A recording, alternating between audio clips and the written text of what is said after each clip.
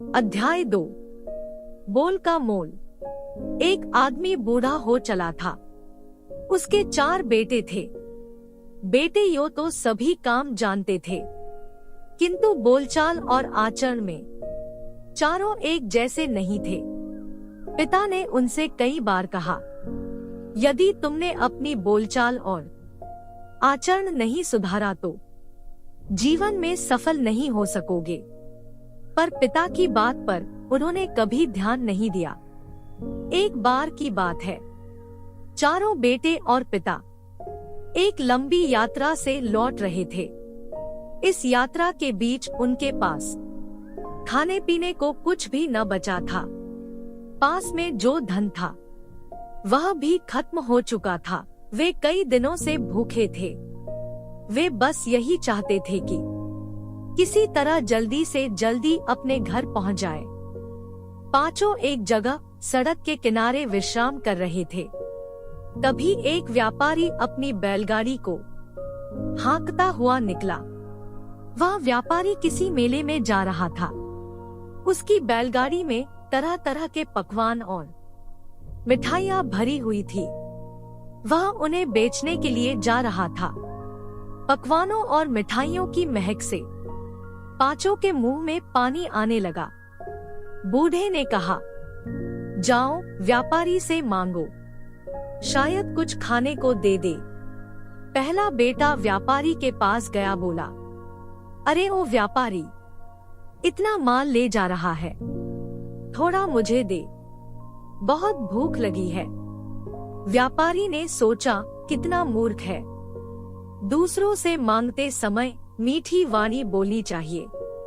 अच्छा, यह जितनी कठोर वाणी बोल रहा है, इसे उतना ही कठोर पकवान दूंगा। यह सोचकर उसने एक सूखा पकवान उसे दे दिया। व्यापारी थोड़ी दूर ही गया कि दूसरा भाई उसके पास पहुंचा।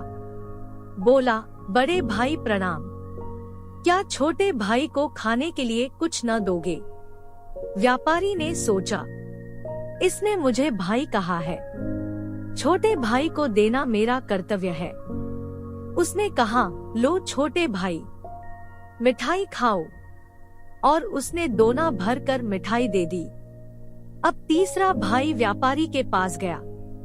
वह बोला, आदरणीय, आप मेरे पिता समान है, मुझे कुछ खाने को दे। व्यापारी ने सोचा, यह मुझे पिता जैसा आदर दे रहा है, इसे तो भरपेट मिठाई देनी चाहिए।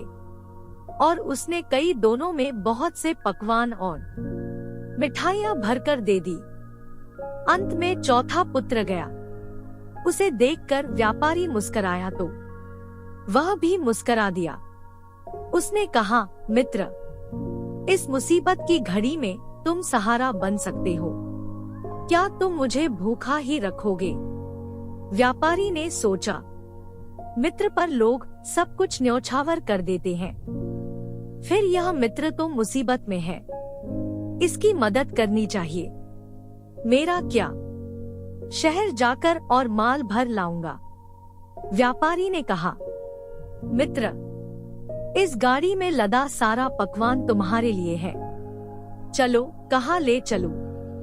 और वे दोनों वहां आ गए, जहां पिता के साथ बाकी 3 बेटे बैठे थे। पिता ने उन सब से कहा, अब तुम सब अपनी अपनी मांगी हुई भोजन सामग्री की तुलना करो। जिसने जैसा बोला और आचरण किया, उसे वैसा ही मिला। क्या अब भी अपने बोल का मोल नहीं समझे?